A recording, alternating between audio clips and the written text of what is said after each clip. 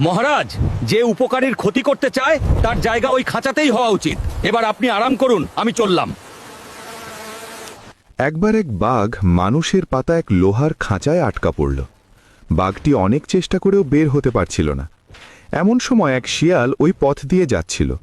বাঘ বিনয় করে বলল, শিয়াল ভাই, দয়া করে এই খাঁচার দরজাটা একটু খুলে দাও না, আমি কথা দিচ্ছি আমি তোমাকে খাবো না। শিয়াল প্রথমে রাজি না হলেও বাঘের কান্নাকাটি দেখে মায়া করে খাঁচার দরজা খুলে দিল। কিন্তু বের হওয়া মাত্রই বাঘের রূপ বদলে গেল। সে গর্জন করে বলল, আমি অনেক দিন না খেয়ে আছি, এখন তোমাকেই খাবো। শিয়াল ভয় না পেয়ে শান্তভাবে বলল, ঠিক আছে মহারাজ, আপনি আমাকে খেতে পারেন, কিন্তু আমার একটা শেষ প্রশ্ন আছে। আপনি এত বড় এক বাঘ এইটুকু ছোট একটা খাঁচায় ঢুকলেন কি করে? আমার বিশ্বাসই হচ্ছে না যে আপনি এর ভেতরে পুরোপুরি ছিলেন। বাঘ বিরক্ত হয়ে বলল, বিশ্বাস হচ্ছে না? এই দেখো, আমি এভাবেই ভেতরে ছিলাম। এই বলে বাঘ আবার খাঁচার ভেতর ঢুকে পড়ল।